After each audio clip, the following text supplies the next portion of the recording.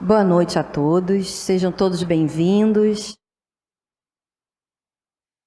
Vamos lá.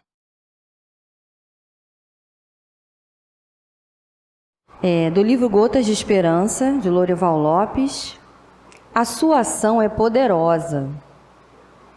O seu agir muda as coisas, transforma as situações, impõe novo ritmo à vida, desperta, constrói, leve para frente o que está parado. Depois de estar certo do que precisa fazer, ponha mãos à obra, levante, edifique, haja. Põe amor no que fizer, sairá melhor. Não hesite na ação. Você pode modificar o que está errado. Siga em frente, não pare. Diga para si mesmo: sou capaz, tenho a força de Deus comigo, vou vencer. O Senhor abençoa as mãos que não repousam sem necessidade. Olha que lindo isso. Como é importante a gente valorizar essa ação que a gente tem, né? Seja ela qual for, né? Seja num simples gesto, ação, já diz a palavra, né?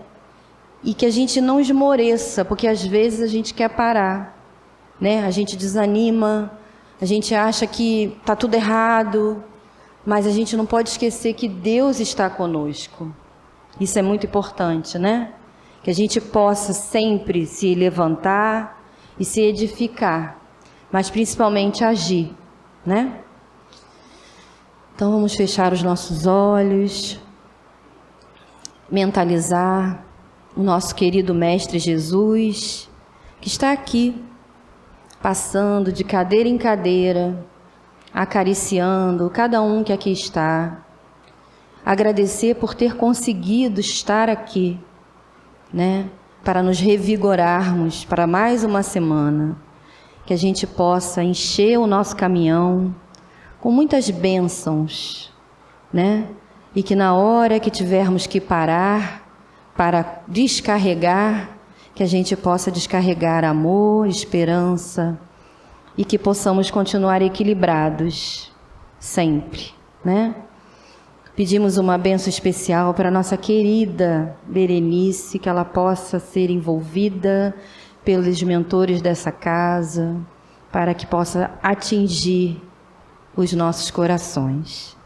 E assim damos por iniciado o nosso estudo da noite de hoje.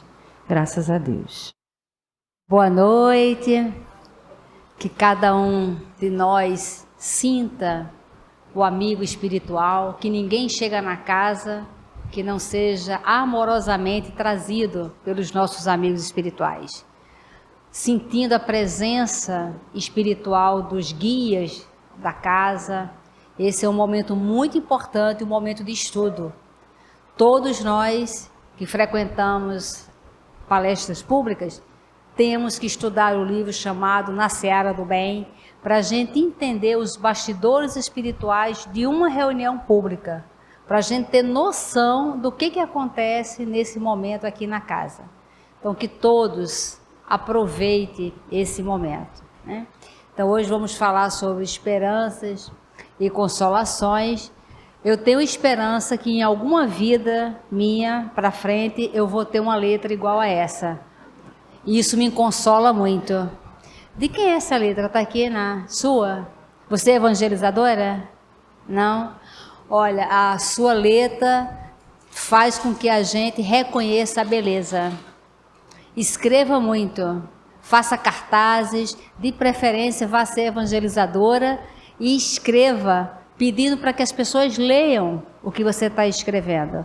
Eu sugiro que você escreva mais coisas para as pessoas lerem, porque isso desperta para nós a percepção da beleza. E toda vez quando você fala, nossa, que coisa bonita, que letra bonita, ainda mais na era da informática, da tecnologia, que tudo é muito impresso, quando se consegue ler uma letra bonita, todas as pessoas vão reparar, que letra bonita, e quem é essa letra? E com isso se faz um movimento para a gente despertar para o belo. Lá no nosso trabalho, nós fazemos um trabalho com os jovens que vêm do caminho torto, né? Já estiveram no caminho torto, na hora que eles querem sair, nos buscam e nós fazemos uma programação para cada um, descobrindo ali quais são as habilidades profissionais para a gente capacitar profissionalmente. E eles ficam conosco lá de segunda a sábado, alguns moram lá com a gente, dependendo do caso, né?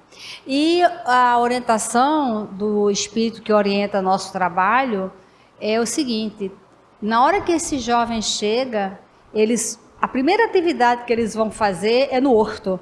Nós temos um horto. A primeira atividade que eles vão fazer é jardinagem, para eles pararem e admirarem a beleza da natureza, deles plantarem uma muda e ver a muda crescer, plantar uma muda verde, daqui a pouco sai uma flor vermelha, e eles começarem a prestar atenção. E muito interessante que antes eles só enxergavam o mato, que aquilo era mato. E aí nós levamos na CADEG, né, lá tem um comércio de plantas muito grande, para eles entenderem que se pode viver vendendo plantas, que é a beleza. Ao invés de vender outro tipo de plantas, vendendo plantas ornamentais, vai levar beleza, vai plantar tantas esperanças e quantas consolações quando a gente trabalha com a natureza. Então, que a gente não perca a oportunidade de espalhar a beleza, a natureza. Porque quando se lê uma letra bonita, você automaticamente fala, que coisa bonita. E a gente vai aflorando, né? Então, parabéns pela letra. Aconselho a ser evangelizadora, escrever e pedir para as crianças lerem, para elas verem como a coisa é bacana, né? Então, nesse título Esperanças e Consolações, eu acho que o papelzinho ficou chateado de eu não ter, de eu ter falado mal das impressões e está querendo sair, mas você pode ficar aí também. Brincadeira. Esperanças e Consolações é um tema muito vasto que está na 4ª parte do livro dos Espíritos. E essa 4ª parte, ela sai depois e se transforma no livro chamado Céu e Inferno. Céu e Inferno é um livro que todos nós temos que ler, porque ali são casos, muitos casos dos espíritos que desencarnaram e vieram contar como é que foi a vida, a reencarnação, como é que foi a morte, a passagem, como é que ficou no mundo espiritual, qual é a visão do mundo espiritual, e trazendo para a gente esperança e consolação. E para a gente ter esperança e consolação, que isso são coisas de futuro, né? É você ter a visão de futuro.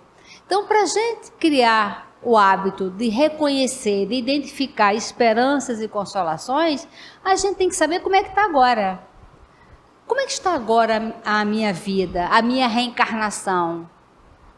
Se eu tivesse que dar uma nota, né, de 0 a 10, que nota que eu daria para a minha reencarnação do momento que eu nasci até agora?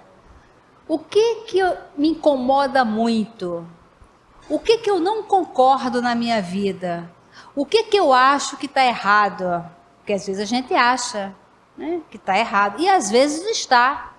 E às vezes a gente acha, identifica que está errado, e está mesmo, e a gente fala, foi Deus que quis. E aí é mais um erro, porque não foi Deus que quis. No Evangelho e nesse tema, nós encontramos que muitos dos nossos sofrimentos, das nossas angústias, das nossas aflições, não era para acontecer.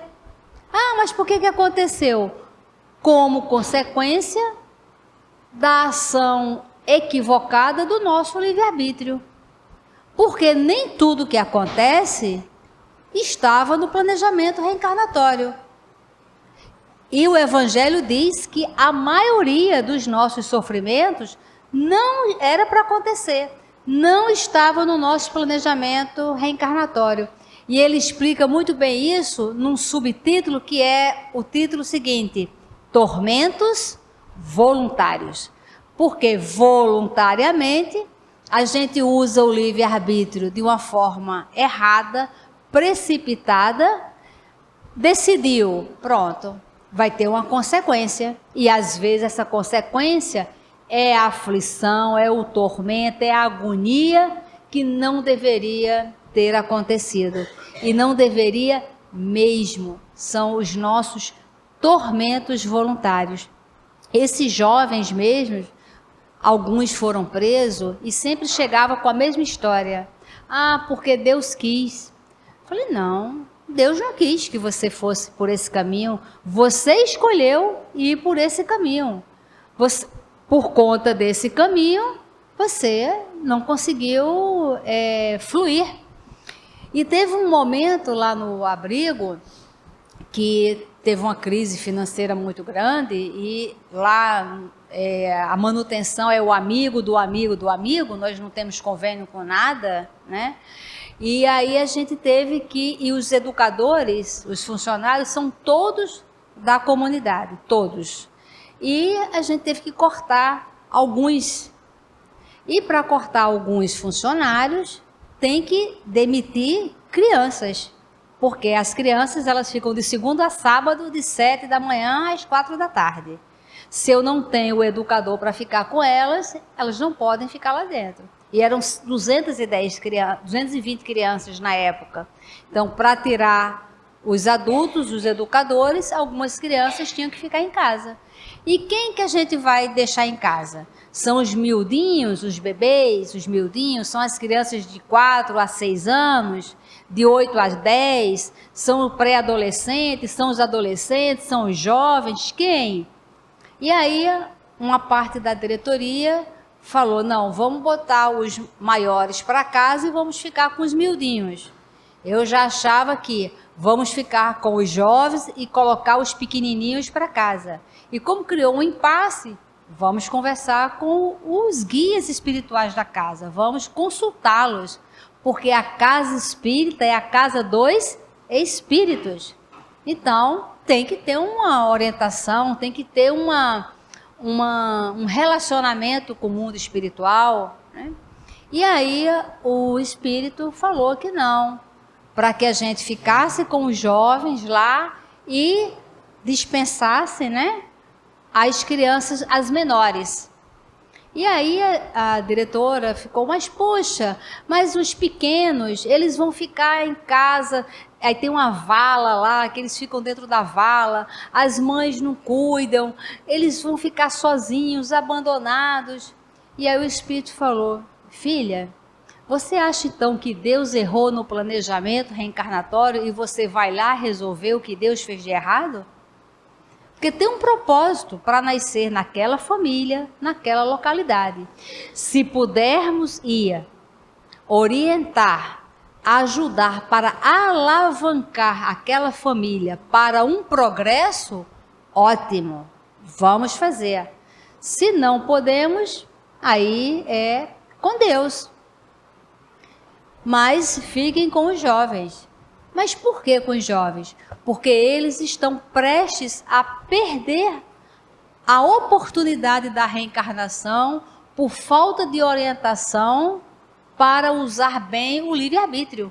E usando mal o livre-arbítrio, as consequências vão ser péssimas e eles muitas vezes vão perder a oportunidade da reencarnação por usar mal o livre-arbítrio. Fiquem com eles e trabalhe a responsabilidade do livre-arbítrio, ativando em cada um a visão de futuro, a visão de progresso, a responsabilidade da reencarnação, a tomada de decisão para o bem. Expliquem tudo, para que, de posse com desse tema, eles já têm base para refletir e tomar a decisão melhor. E aí, quando nós fomos conversar com eles, eles não concordaram. Mas, tia, a gente sabe a gente sabe se virar. Agora, os pequenininhos, tia, vão ficar em casa. Aí a gente ficou pensando, eu falei, tive uma ideia. Vão para a comunidade e façam uma pesquisa. Nos últimos 5 anos, quantas crianças morreram? Quantas crianças desencarnaram? De 0 até 5 anos de idade, quantas crianças desencarnaram nos últimos 5 anos? E nos últimos 5 anos, quantos jovens, a partir de 13 anos, desencarnaram? Aí eles foram. Aí trouxeram. Nunca desencarnou uma criança. Nunca. Na comunidade lá, nunca uma criança desencarnou. Agora, a partir de 13 anos até 23 anos, nos últimos 5 anos, pelas contas, já tinha passado de 40. Como consequência de quê? Do mau uso do livre-arbítrio. Então, quando a gente fala de esperança e de consolação, a gente tem que ver lá na frente, lá no futuro. A orientação espiritual que nós temos, né, do trabalho com os jovens e com as famílias, que nós temos que fazer um programa de evolução. Essa família, quando chega no mês de janeiro, no mês de dezembro, elas têm que estar em uma outra faixa, em um outro patamar. Porque nós temos que pegar a nossa informação, transmitir, apoiar e ajudar na condução de uma visão de futuro, de uma visão espiritual, de uma visão de progresso espiritual. Porque senão nós vamos estar alimentando 1 ano, 2 anos, 3 anos, aquela família naquela mesma faixa onde ela se encontra. Então temos que fazer atividades de abrir a mente, e nós fazemos rodas de conversas com retorno. Quase que tem que ter prova lá, né? Então, para os jovens a gente fala o tema. Então, está entendendo? Estou. Então, me diga o que eu estou explicando. Então, agora todo mundo tem que dar um retorno daquilo que está sendo falado para saber se o cérebro, se a catraca está funcionando e está entendendo aquilo ali, né? Então, a evangelização é muito maciça e as nossas perguntas para que eles tragam o retorno é muito firme. Para quê? Para que eles analisem o que está agora na vida, qual é a visão de esperança e o que consola. Então, a gente precisa abrir essa mente, esse olhar para essa visão de futuro, né? Essa visão de progresso. E aí é o papel nosso, é o papel da doutrina espírita. Então, a nossa evangelização lá é estudo do Livro dos Espíritos, do Evangelho, do Fonte Viva, e a gente estuda pergunta e resposta, item a item, a página, parágrafo por parágrafo, palavra por palavra, para que esse conceito entre e faça um sentido no dia a dia. Porque senão os assuntos vêm, eles entram pelo ouvido, saem pelo outro ouvido e a gente vai continuando ali apenas como ouvinte. Doutrina espírita não é para ouvinte. Doutrina espírita era para mudança. E essa mudança, ela é calcada em esperança e em consolação. E nós estamos no momento do nosso planeta, do nosso Brasil, no melhor momento do mundo. Nós estamos, se poderia usar a palavra, nós somos privilegiados de nós estarmos reencarnados numa fase onde nós vamos ter que fazer escolhas a cada dia, colocando em prática todo o conhecimento que a gente tem. Nós estamos em prova o tempo inteiro. E olha que espetáculo, porque a gente tem material para isso. O nosso planeta nunca esteve num momento tão importante quanto esse momento de agora. E nós estamos aqui para fazer a diferença. E a reflexão é: qual diferença você está fazendo? Esse você também é para mim, né? Eu tenho que saber qual a diferença, o que eu estou fazendo, eu como pessoa individual, eu como espírita individual e eu como espírita no coletivo, o que eu estou fazendo na construção de um mundo melhor, com a quantidade de informações que nós temos. Nós temos informações de ouro. E com essas informações, o que é que eu estou tendo? Ah, mas está muito ruim. Quais são as suas esperanças? O que te dá esperança? Porque nós estamos numa reencarnação. Está ruim de quê? Das questões materiais ou as questões espirituais? De qual assunto você está falando? Então a gente tem que se apropriar de que tema nós falamos o tempo inteiro, de que tema nós reclamamos o tempo inteiro. Tivemos aí a pandemia, né? Lá no abrigo é muito longe. Às vezes a pessoa fala: Berê, lá é perto de quê? De lá mesmo. E se eu me perder, qual é a referência? A referência é lá também, entendeu? Mas como é que chega lá? Minha filha, só indo lá. Porque lá não tem condução, né? Então a gente fica numa zona rural, embora muito próximo do rio, mas é um próximo que é de difícil acesso. E chegou a pandemia. No dia 16 de março, quando falaram: olha, as escolas vão fechar, numa sexta-feira. Eu e meu marido pensamos: olha, isso deve demorar uns 2, 3 meses. Ele falou: Berê, vamos ficar aqui. Porque se desde 2002, né, que eu assumi lá é desde 1970, que nós vemos falando: olha, nós somos uma família universal, olha, tem os fluidos, olha, temos o passe, olha, a palestra, alimento para a alma, olha, a morte não existe, olha, a continuidade da vida. E aí chega a pandemia. Se eu falar para eles: olha, eu vou embora e depois eu volto, eles nunca mais iam acreditar em ninguém que falasse doutrina espírita. Só que lá é uma zona rural, né? Não tivemos os problemas que a cidade teve, né? É diferente. Nós não estamos dizendo que está errado quem fechou, não é isso. São especificidades diferentes de casa espírita. Nós estamos lá no meio do mato, gente. É mato, né? É um sítio e a comunidade também fica do lado desse sítio, né? Então, nós falamos: nós vamos ficar aqui. É uma comunidade que não tem água encanada, não tem saneamento básico.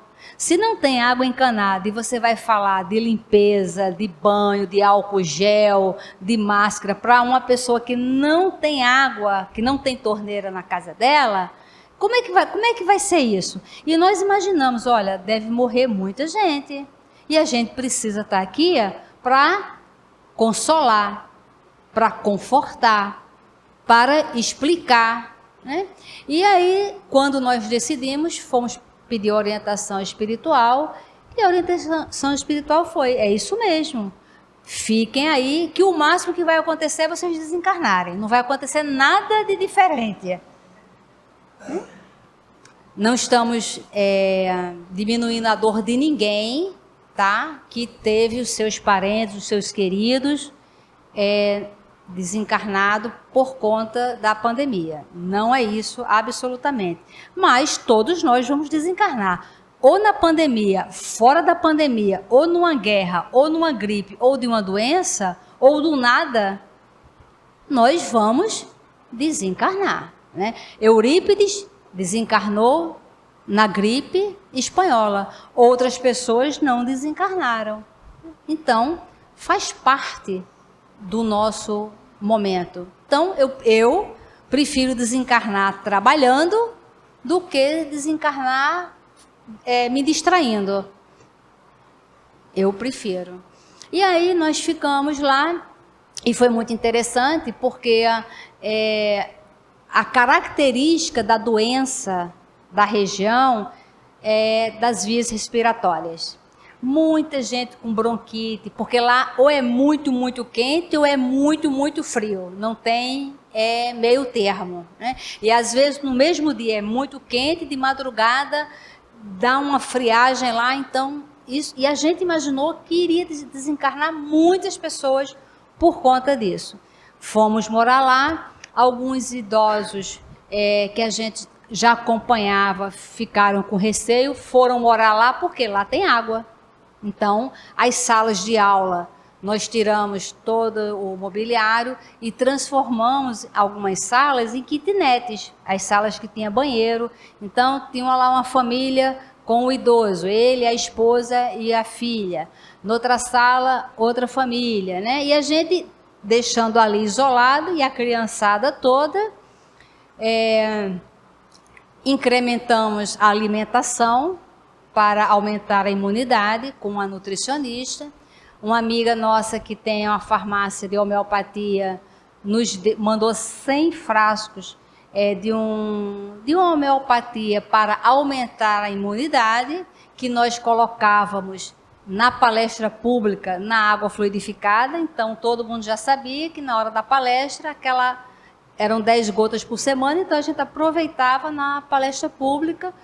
De manhã cedo fazíamos exercícios respiratórios para fortalecimento dos pulmões, muito esporte, todo mundo ao ar livre, almoçando ao ar livre, né?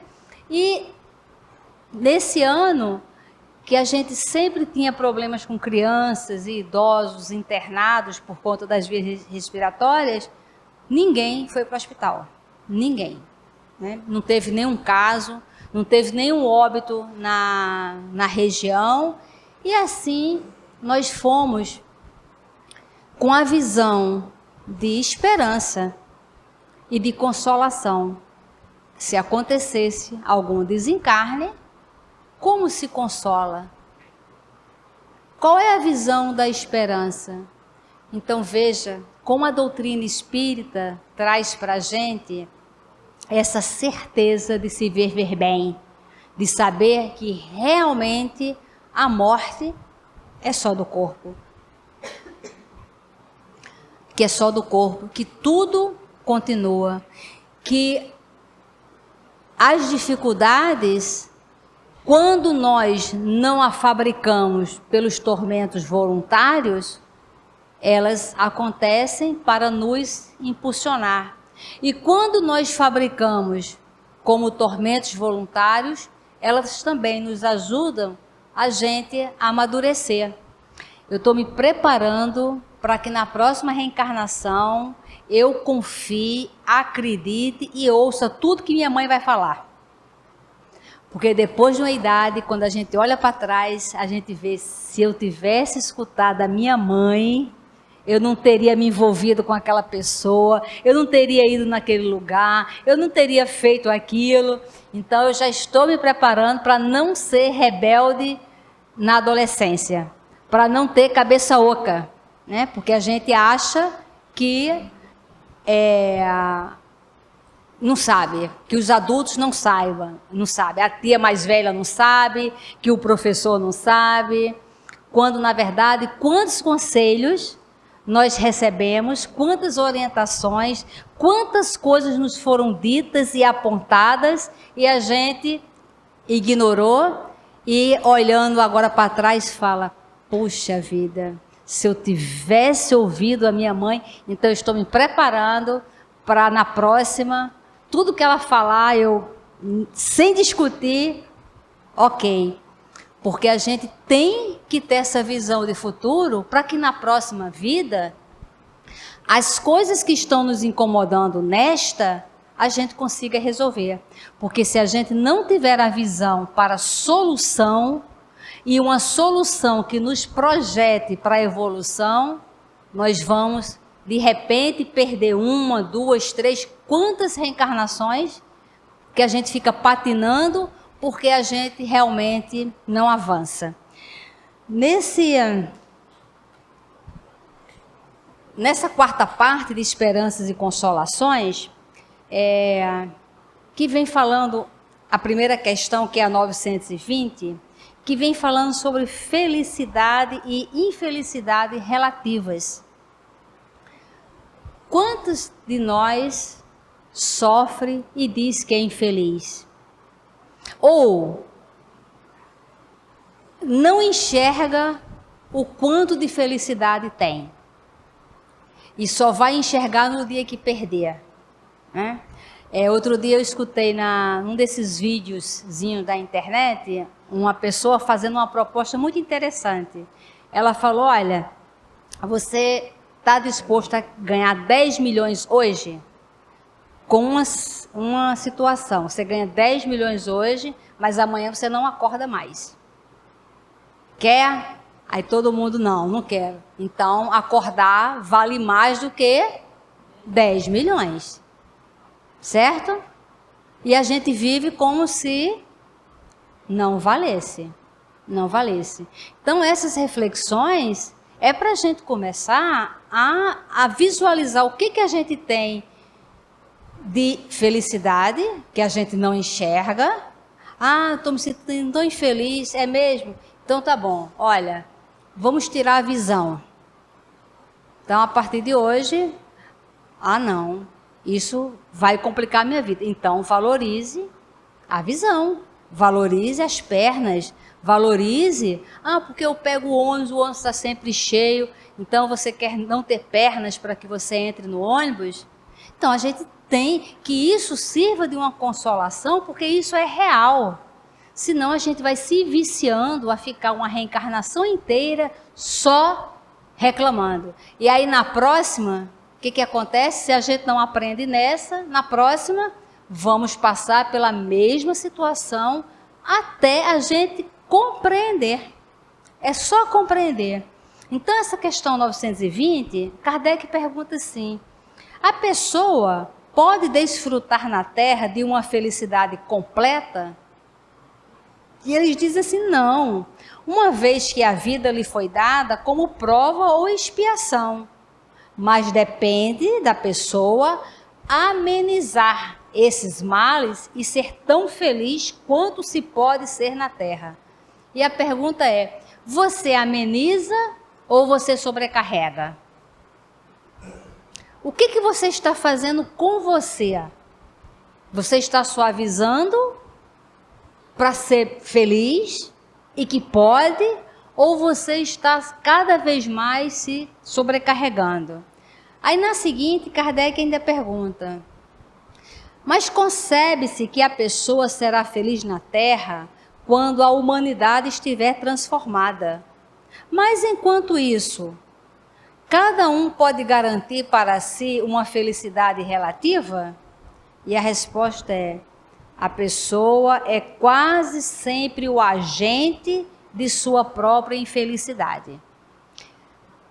Então, isto é para trazer para a gente a esperança de dias melhores, porque o poder de viver bem está nas nossas mãos. O poder de ser consolado, o poder de ser nutrido e o poder de estar feliz estar na mão de cada um de nós. E a gente não tem noção da vida de algumas pessoas. É só a gente começar a dar uma olhada. Lá na Etiópia, por que nós não nascemos na Etiópia? E tantas pessoas nasceram lá. Por quê? Lá daqueles lados das minas, que são todas as pessoas mutiladas por conta das minas, por que que eles estão lá e nós não estamos? Pergunta se eles querem vir para cá. Isso aqui seria um paraíso. Nós conseguimos valorizar que nós estamos num paraíso, que nós estamos numa escola top, que nós estamos vivendo o melhor momento do mundo, porque é um momento de transformação. Nós estamos sendo agentes de transformação. Nós estamos construindo um mundo melhor. Aí a questão é, você está construindo ou está atrapalhando? Quais os tipos de informação que você repassa? Como é que você usa o seu canal de comunicação? Como é que você usa a sua opinião? Como é que você se comporta? Como é que você contribui? Estar numa casa espírita, nos dias atuais, nesse momento do mundo, é um privilégio.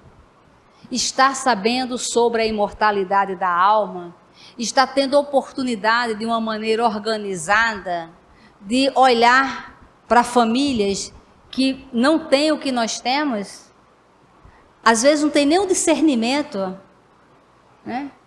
Não tem as questões materiais e não tem nem a percepção de ser um filho de Deus, porque não consegue, está com a mente tão embotada. E quem era essa pessoa no passado? E qual a ligação dela com você? Porque ninguém se atrai que não tenha ligação. Se a gente vem para a casa espírita achando, eu sou o assistente e vou cuidar daqueles coitados que são os assistidos, nós estamos muito enganados. Quem sabe esses assistidos foram pessoas muito caras para nós, que perderam o direito de estar conosco, ou nós de estar diretamente com eles. Então, a casa espírita, todos nós somos necessitados. Que a gente faça bom uso da casa espírita, que a gente não atrapalhe a casa espírita. Quem é voluntário não arruma confusão em casa espírita. Chega para contribuir, chega para trazer sempre esperança e consolação. Chega para construir, para agregar. Se tem uma direção, que a gente siga a direção daquela casa. Ah, mas eu não gosto. Então procura um outro lugar que se afiniza com você. Mas não atrapalha. Nós estamos num momento do planeta, no nosso momento de evolução, que atrapalhar vai nos custar muito caro. Por quê? Pelo conhecimento que nós temos. Então o conhecimento traz uma responsabilidade muito grande. Aí aqui, ele fala a 925, mas por que Deus favorece com os dons da riqueza certas pessoas que não parecem merecê-los? Porque se a gente poderia fazer uma lista, né? Poxa, olha só, aquela fulana, aquela pessoa lá, quem sabe quão rico nós já fomos no passado e fizemos a mesma coisa. E se hoje cada um de nós ganhássemos 10 milhões de reais, será que a gente se enrolaria espiritualmente? Se a gente ganhasse, será que a gente ia chegar em casa com 10 milhões e falasse, ó, o pessoal que está aqui à direita, rua? Olha a enrolação espiritual. Ou então, olha, eu vou dividir com você, mas você vai lá para os quintos depois do inferno. E não me apareça aqui de jeito nenhum. Aí, o que será que nós seríamos capazes se a gente tivesse o poder e o dinheiro juntos? O que nós poderíamos fazer? E aí, os espíritos falam, é um favor que se apresenta aos olhos daqueles que veem apenas o presente. Mas sabei bem, a riqueza é uma prova frequentemente mais perigosa do que a pobreza. porque a gente fica cego com a quantidade de facilidade, né? O poder, às vezes a gente até nem tem tanto poder e a gente já dá uma esmagada. Então olha como Deus é misericordioso de não deixar nenhuma brecha para que a gente não fique mais encalacrado ainda. E aí a outra questão, a civilização, ao criar novas necessidades, não é a fonte de novas aflições? E nós estamos, no nosso mundo aqui, de provas e expiações, criando incessantemente muitas necessidades. E cada vez mais todas as pessoas estão aflitas, porque não é muita necessidade para ter, mas tudo criação nossa. E eles dizem assim, olha, os males desse mundo ocorrem em razão das necessidades falsas que vocês criam. Então, nós temos que saber, primeiro, qual é a sua necessidade. Faça a listinha da sua necessidade. Depois avalie se ela é um supérfluo ou se ela realmente é uma necessidade. E aí a gente tem que começar a cortar. Aí ele diz aqui, olha, o mais rico dos homens é aquele que tem menos necessidades. Então, se a gente tem muita necessidade de ter muita coisa, estamos no caminho errado.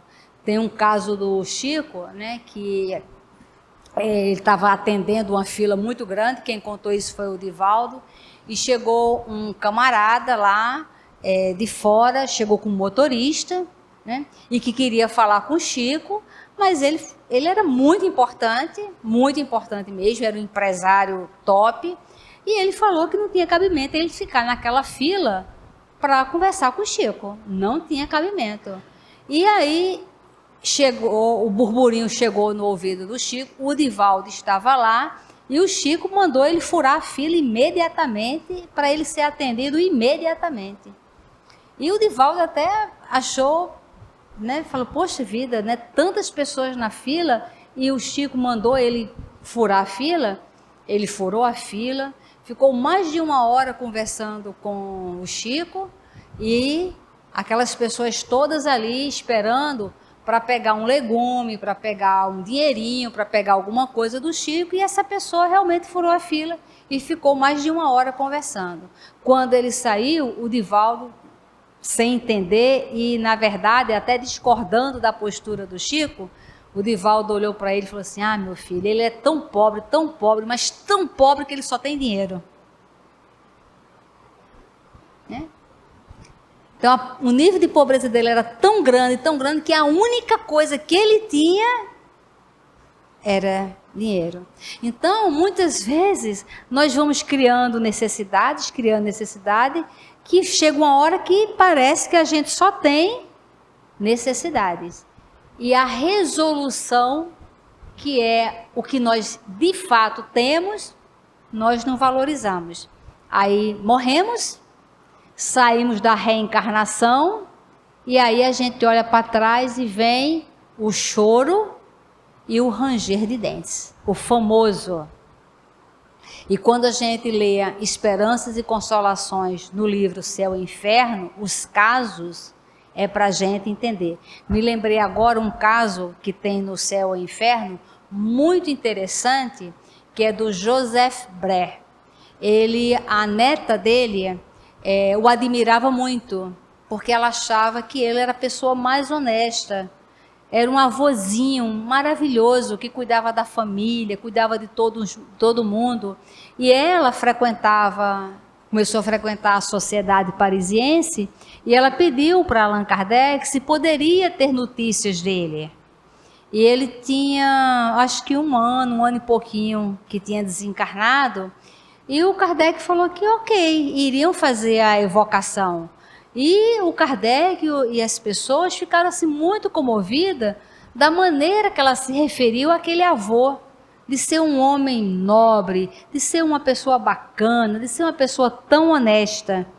e eles fazem a evocação, e quando ele chega, a maior vergonha, e ele fala que ele estava num sofrimento muito grande, só de saber que ela e as pessoas tinham a ideia dele de uma pessoa honesta.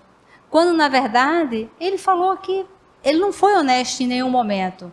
Porque ser honesto é a nossa obrigação. E que ele não fez nada diferente. Mas ele estava com o coração muito dolorido pelo mau uso do tempo. Por não ter feito o que ele realmente deveria fazer, que era participar na construção de um mundo melhor. Ele foi um avô bacana, um avô para aquela neta, para aquela família apenas. E o desperdício do tempo dele foi tão grande, e isso foi o maior sofrimento dele. E a gente vê isso em vários casos do céu e inferno. Quando a gente estuda as obras de André Luiz, a maioria dos livros sempre tem relato de quando a gente desencarnar, com o nível de informação que a gente tem da imortalidade da alma, continuidade da vida, da reencarnação, da lei de ação e reação, das leis de Deus. Isto, quando a gente desencarnar, vai ser um choque, porque a gente vai olhar para trás e falar: nossa, eu tive tantas oportunidades de participar ativamente na construção de um mundo melhor e desperdicei meu tempo criando um monte de necessidades que na verdade eram supérfluos, não era nada de necessidade. Então a gente tem que identificar como é que está a nossa vida hoje, o que a gente valoriza, qual é o nosso foco, como é que a gente está usando a ferramenta da casa espírita, a casa espírita como sendo um instrumento transformador, e como é que eu estou usando o meu tempo com toda essa bagagem que eu já tenho. Olhando para o futuro, o que está ruim agora, que eu identifico como minha vida não está legal? Foi por minha responsabilidade, foi por causa das decisões que eu tomei. E disso aqui agora, com a visão de futuro, quais são as esperanças? Eu vou desencarnar, eu vou reencarnar e eu vou dar continuidade a quê? Qual é o consolo que nós temos? Nós estamos em processo de progresso a cada instante. E o poder que a gente tem, gente, é gigantesco. Aliás, só quem tem poder sobre nós somos nós mesmos. E muitas vezes a gente pega esse poder e bota na mão de alguém e fica vivendo na dependência de aceitação de um monte de gente, de marido, de mãe, da mídia, né? Através dessas necessidades que a gente vai criando.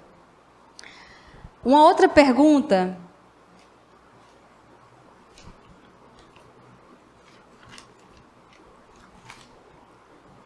A 936.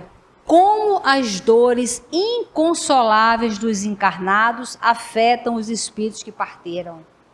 Quantas pessoas, né, que nós gostaríamos que estivessem aqui, já não estão mais. O Divaldo fala que a gente nunca use o termo perda. Ah, eu perdi meu filho, perdi meu amigo, perdi meu marido, minha esposa. Nós perdemos coisas, nós perdemos chave, perdemos livro, perdemos coisas. Pessoas, nós nos separamos temporariamente. Temporariamente, eu estou separada, eu estou afastada do meu filho, do meu marido, temporariamente. E que há a possibilidade, a grande possibilidade, de todas as noites em desdobramento eu encontrá-lo. Agora, o meu sentimento, as minhas atividades, o meu proceder favorece esse encontro? Porque esse poder nós temos. E isso está aberto para todos nós. Mas nós conquistamos isso? Então, veja, como tudo que a gente quer para evoluir só depende de cada um de nós. E aí a nota de Kardec fala: estando o espírito mais feliz no espaço do que na terra, lamentar que tenha deixado esta vida é lamentar que seja feliz. E quantas vezes eles estão muito bem. No livro Entre a Terra e o Céu, tem o caso do Julinho, que o Julinho desencarna como criança 3 vezes na própria família. Quer dizer, as pessoas de fora não sabem que é o mesmo espírito, né? E nós poderíamos fazer uma análise assim: nossa, que família azarada. 3 crianças naquela família, em momentos diferentes. Uma sofreu acidente, morreu afogada, a outra morreu de doença, a outra morreu também de doença. 3, que família azarada, meu Deus do céu, Deus não deve gostar daquela família. Numa visão materialista, nós poderíamos pensar sobre isso, quando na verdade o Julinho, ele reencarna e desencarna 3 vezes seguidinha, muito rapidinho, desencarna muito rapidamente, ele encarna novamente 3 vezes. Por quê? Porque o Julinho já tinha cometido suicídio várias vezes antes. E da última vez que ele cometeu suicídio, na hora que ele estava tentando, que ele pulou no rio, os amigos se arriscaram a própria vida e salvaram. Ele melhorou, passou alguns dias, tentou novamente e realmente conseguiu. Quando criança, morreu afogado numa praia. Mas tudo como uma consequência daquela situação. E na 3ª vez que ele desencarna, o André Luiz descreve que o mentor dele está com ele nos braços e fala: nossa, agora ele está no ponto. Que maravilha, que bênção, como ele passou por esses 3 momentos de desencarne cedo, nessas aflições da doença, mas o espírito passou com tanta dignidade, com tantas esperanças, e sendo consolado de ser um espírito imortal, que ele passou tão bem, morreu tão bem e deu um salto no mundo espiritual por conta da resignação e da compreensão da vida, baseado nas leis de Deus, que trouxe para ele esperança e consolação. Então a gente tem que estudar esses livros e entender e começar a fazer uma avaliação das nossas vidas e das coisas que a gente julga que estão erradas, que Deus não gosta da gente. Tem uma amiga minha que fala: Berê, não é possível, tem algum erro na minha reencarnação, não pode ser normal, será que eles não erram nunca? E erraram comigo. Aí eu falo: não, minha filha, poderia ser pior. Aí ela fala: Joana de Anjos, que fala muito sobre família, Berê, manda ela ir lá para casa, vai ela ficar lá uma semaninha lá, vivendo lá, para ver se ela vai voltar a falar sobre família. Aí a gente entende que quando a Joana de Anjos era Joana de Cusa, a quantidade de problemas que ela teve na família. E ela quis fugir da família e foi procurar Jesus. Isso está no livro Joana e Jesus, e um DVD, As Vidas de Jesus, que é o Divaldo que conta. E ela foi procurar Jesus: olha, já entendi a sua mensagem, e eu estou largando tudo, largando a riqueza, o poder, porque ela era de uma família muito poderosa, muito rica, da alta sociedade. E ela falou: Senhor, já entendi, estou largando tudo para te seguir. O que Jesus falou para ela? Você quer me seguir? Ela: quero, Senhor. Então você volta para sua casa e me siga lá de dentro. Aí ela volta e faz uma lista das qualidades do marido e dos filhos, que eram, na cabeça dela, muito complicados. E eram mesmo. E ela fez uma lista do que tinha de positivo, e ela começou a se relacionar com eles através dos pontos positivos. Então, por isso que a Joana de Ângeles tem bagagem e experiência para falar tanto de família. Então, essas obras nós precisamos ir lendo estudando, porque são remédios. Não tem um assunto da nossa vida que a gente não encontre um roteiro seguro, uma orientação segura nas obras do Pentateuco, da Revista Espírita, da época do Kardec, das obras do André Luiz, na série Nosso Lar, né? Porque os problemas são os mesmos. As situações, elas se repetem. E se nós não quebrarmos esse vício, nós vamos morrer, vamos reencarnar e vamos continuar. Então, quando a gente olha visão de futuro, eu vou morrer e eu quero estar bem. Eu preciso estar bem com as pessoas que estão à minha volta. Isso traz para a gente um consolo e uma esperança gigantesca da gente saber que o poder de viver bem está em nossas mãos. Então, que a gente não perca essa oportunidade, que a gente agradeça muito estar reencarnado neste momento do mundo e que a gente decida a cada instante participar ativamente de um mundo melhor, praticando o bem, se unindo como um feixe de varas. Veja que a proposta de feixe de varas, as varas não são todas iguais. Uma é curtinha, outra é mais grossa, uma é torta, mas elas estão todas juntas numa mesma direção, porque aí se torna inquebrantável.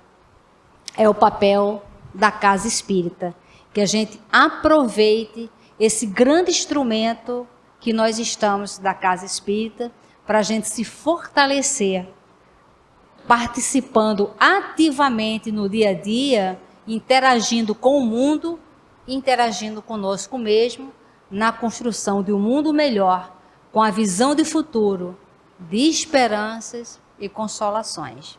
Muita paz. Bem, meus amigos, depois dessas palavras tão carinhosas da nossa irmã Berenice, estávamos com muita saudade dela, das suas palavras, do seu carinho, né? Então é um momento muito especial hoje na nossa casa e a espiritualidade também, com certeza, muito feliz pela presença dela aqui, né? E ela recebendo todo esse carinho, esse amparo dos amigos espirituais dessa casa, né?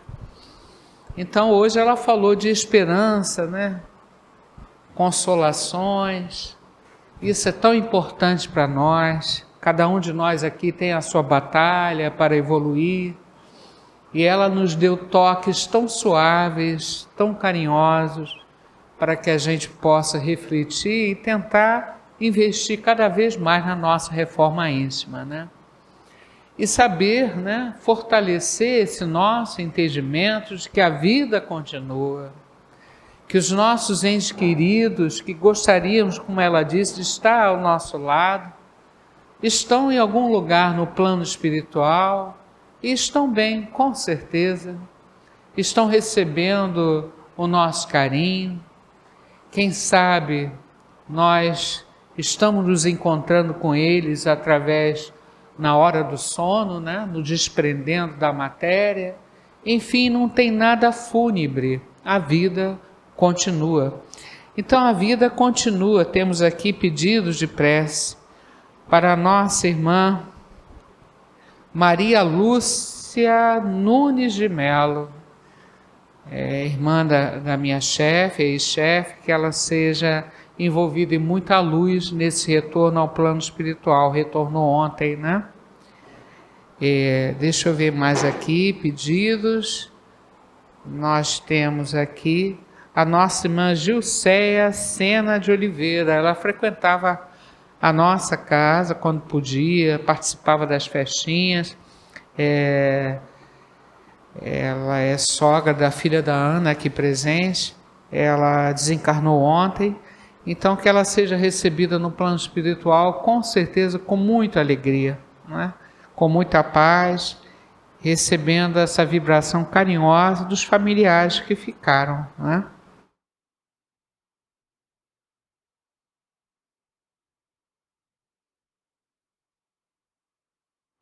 E também uma homenagem, né? A sua filha aqui presente, Ilka, para Dinorá Magalhães e Raimundo Machado de Oliveira, pais da nossa irmã Ilka, né? Com certeza os irmãos estando bem no plano espiritual e recebendo esse carinho dela, esse apoio do plano espiritual. E tantos nomes, tantos amigos carinhosos, tantos nomes que nós colocamos na caixinha de prece, nomes que estão no nosso coração, na nossa mente. E é muita felicidade saber que eles estão vivos, que eles podem receber, eles vão receber essa nossa prece, vão ser envolvidos pela nossa emoção carinhosa, lembrando da nossa irmã Cleia Araújo, né, a sua filha Fernanda, a sua neta Isabela, seu neto João aqui presente. Então, com certeza, eles do outro lado da vida estão felizes de receber essa homenagem, esse carinho. Então pedimos, Pai nosso, que estais no céu, santificado seja o vosso nome, venha a nós o vosso reino, seja feita a vossa vontade, assim na terra como no céu.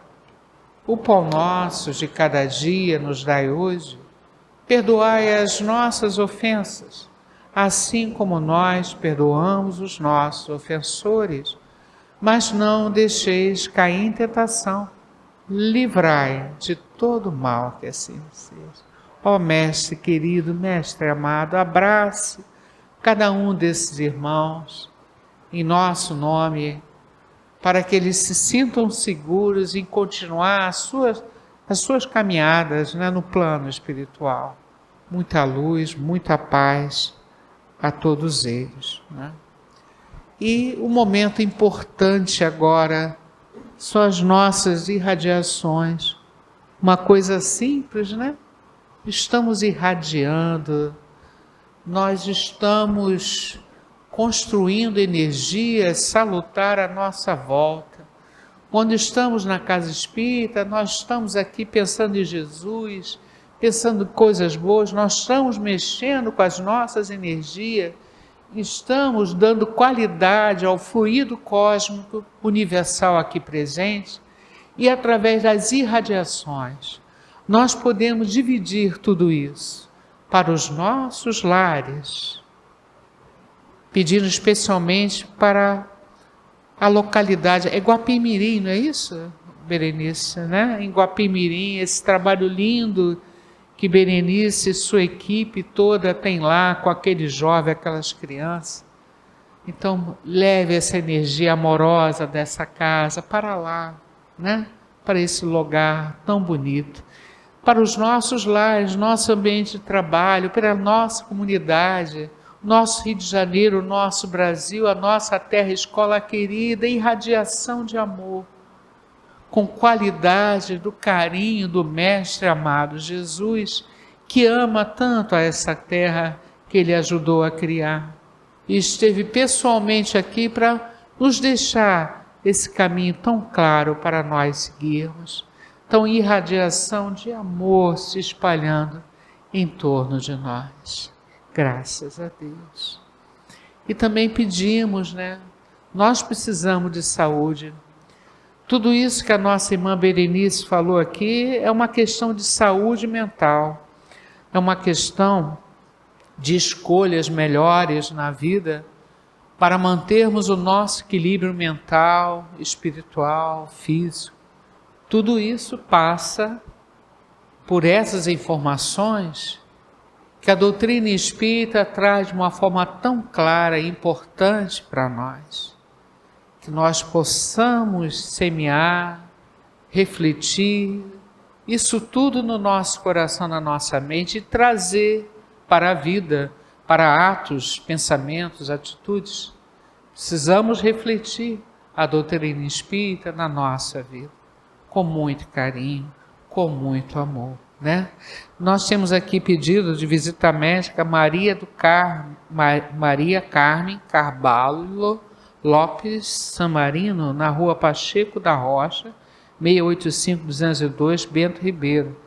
E também para o nosso irmão Wallace Elias Duarte, do CTI do Quinta Dó, está com pneumonia e Covid. Então, que Jesus possa abençoar esses irmãos com muito carinho.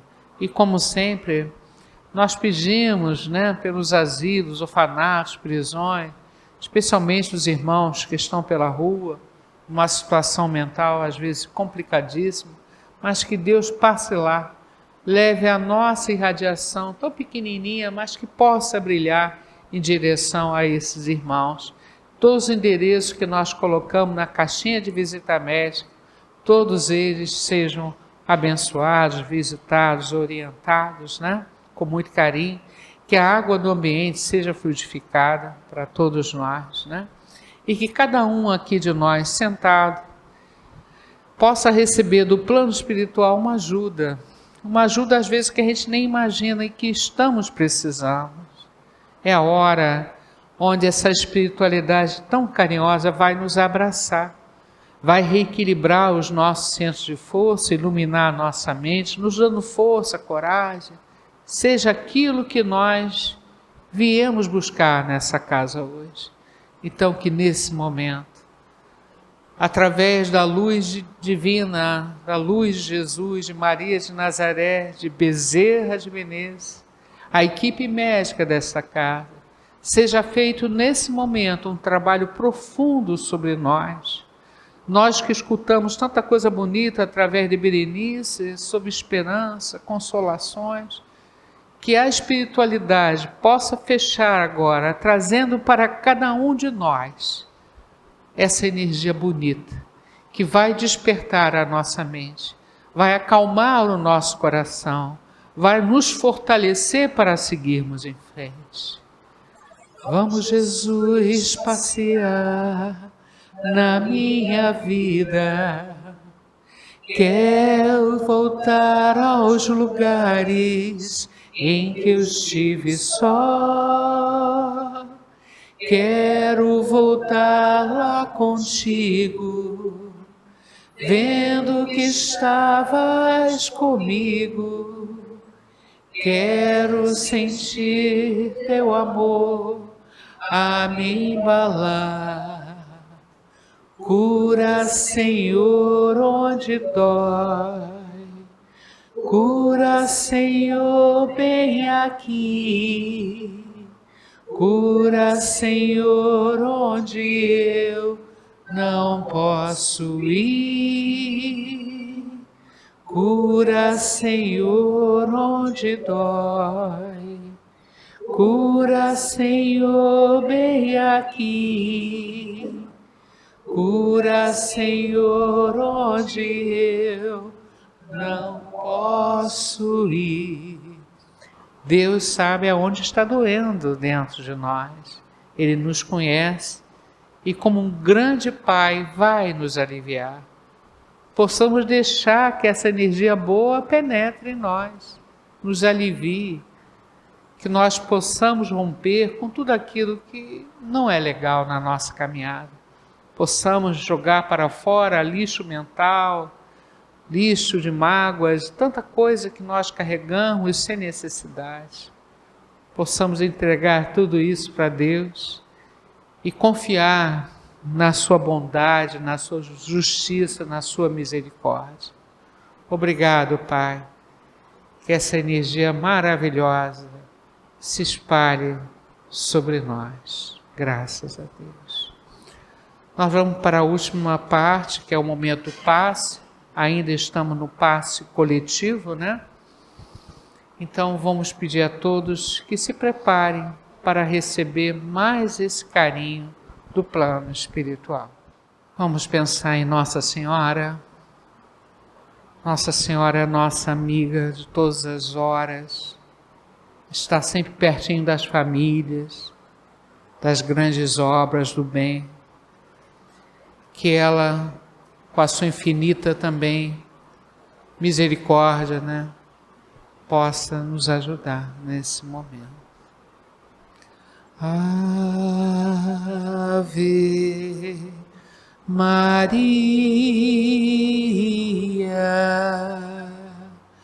Virgem do céu, santa de amor, em teu olhar toda a magia da luz que brilha do olhar do Senhor.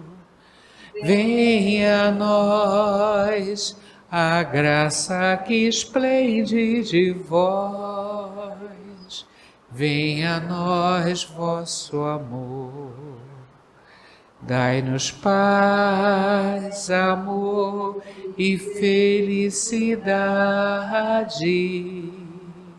Aqui na terra onde andamos ao léu, fazei triunfar no mundo a verdade.